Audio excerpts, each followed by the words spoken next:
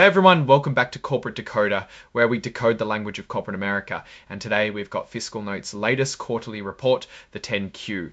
It's a look under the hood after a pretty busy period for them, with some big deals and a lot of financial maneuvering. Let's see what the numbers say about where FiscalNote stands right now. Here's the breakdown of what we're diving into.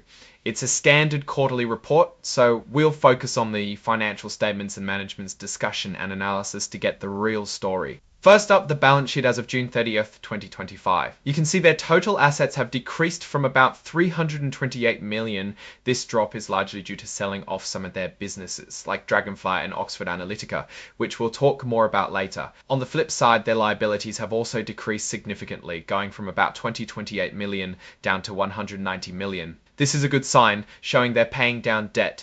What really stands out here is the stockholders' equity, or rather the deficit, which is negative. This means that if the company were to sell off all its assets and pay off all its debts, there wouldn't be much left for the stockholders. They have an accumulated deficit of over 820th, a deficit of over 820th. This isn't unusual for growing tech companies, but it's a number to keep an eye on.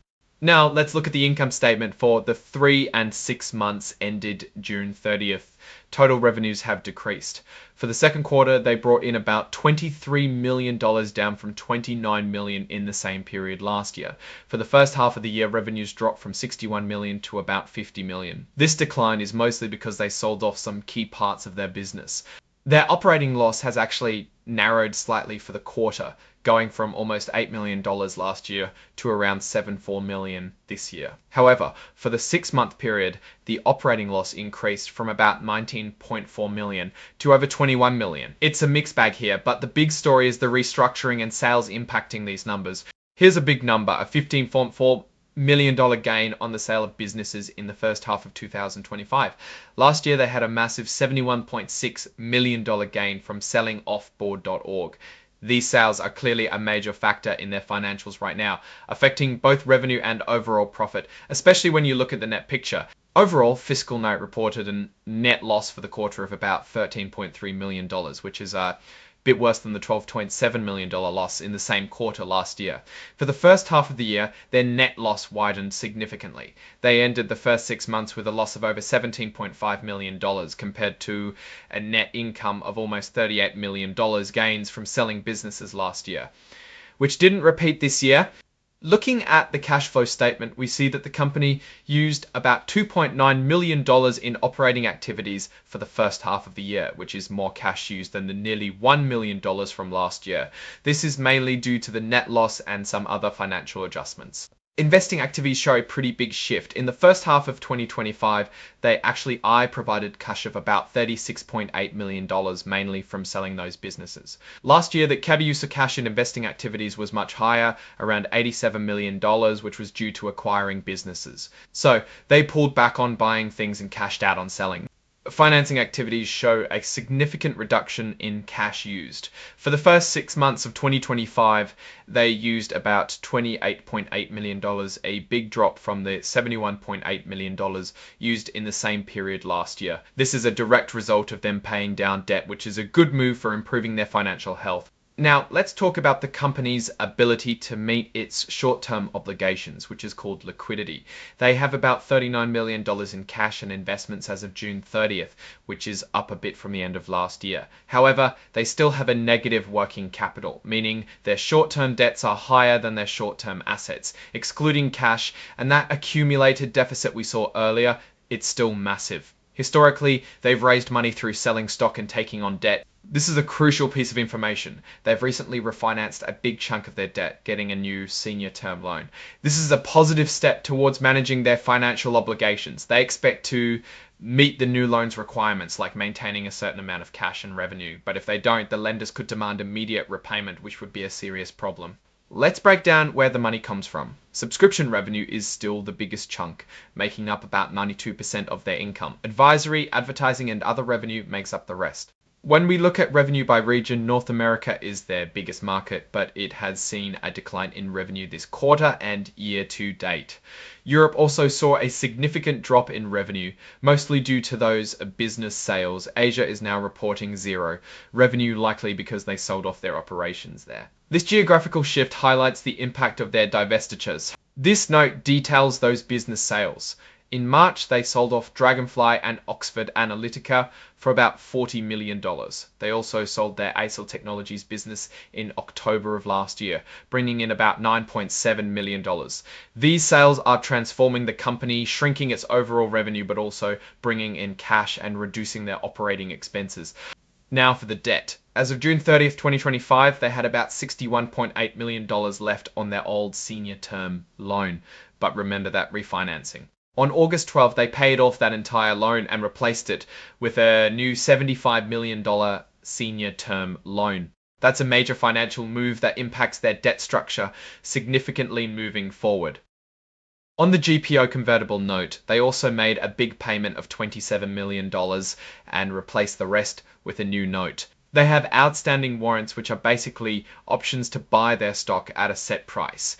They're viewed as liabilities because their value can change with the stock price. The fair value of these public warrants is about 18/20th, down from 1.3 million at the end of last year. They're still issuing stock options and restricted stock units as part of their compensation.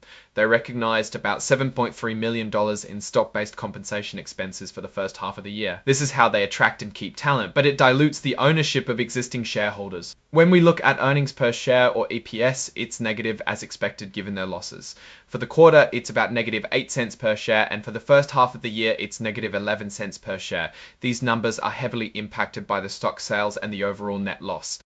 Management explains that FiscalNote is all about AI-driven policy and regulatory intelligence. They help businesses understand and manage risk in the complex world of laws and regulations. They really emphasize how the sales of businesses like Board.org, ISIL, Dragonfly, and Oxford Analytica are impacting their comparability. These sales have reduced their revenue, but also their expenses. It's a strategy to streamline the business. A key metric for them is RR, or annual recurring revenue, which basically tells us how much money they expect to get from subscriptions over a year. Their ARR has dropped from 107 million at the end of last year to about 86 million by June 30th. This is directly linked to those business sales. Their NRR, or net revenue retention, which measures how well they're keeping and growing revenue from existing customers, is about 96% for the quarter. Excluding those sold businesses, that means for every dollar of revenue they had from a customer last year, they're generating 96 cents this year from that same customer, after accounting for any upsells or downgrades. It's a solid retention rate, showing they aren't losing too many existing customers. They also provide adjusted EBITDA, which is a measure of their operational performance before things like interest, taxes, and special charges. Adjusted EBITDA for the quarter was about $2.8 million, and for the first half of the year it was $5.6 million.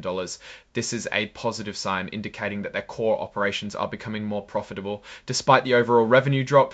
They state that their internal controls for financial reporting are effective. This is standard but important for investor confidence. They do highlight a significant risk, the potential for dilution. With new stock issuances, including those related to debt conversions and employee compensation, existing shareholders' ownership stake can get smaller, potentially driving down the stock price. This section reiterates the big news about refinancing their debt. They've secured a new loan and used the funds to pay off older debts, including redeeming a large portion of their GPO convertible note. This is a major financial restructuring. We see a director is stepping down, Michael J. Callahan, but it's for personal reasons, not due to any major disagreements. The company's top executives have put in place plans to sell company stock, likely to cover taxes from stock awards. This is a common practice, but it also means there could be more shares hitting the market soon. So what's the big picture here? FiscalNote is clearly in the middle of a significant transformation. They've shed some of their less profitable or non-core businesses, which has reduced revenue but also helped clean up their balance sheet by paying down debt. The refinancing of their senior term loan is a big win and provides more breathing room. However, they are still operating at a net loss, and the large accumulated deficit remains a concern. The increase in their adjusted EBITDA is positive, showing core operational improvements. But the key challenge ahead is growing their subscription revenue organically, especially in a market that seems to be tightening, as indicated by their comments on customer retention and government cuts. The ongoing issuance of shares for compensation and debt conversion also poses a dilution risk that investors will be watching closely. Overall, FiscalNote is making strategic moves to become a leaner, more focused company. The refinancing and debt reduction are good steps, but sustainable revenue growth and profitability are the next hurdles. What do you think about FiscalNote's strategy and these latest financial results? Let me know in the comments below. If you found this deep dive valuable and want more breakdowns like this, please hit that like button and subscribe to Corporate Decoder. We also have a growing community on Discord linked in the description where we discuss these filings in more detail. Thanks for watching, and I'll see you in the next one.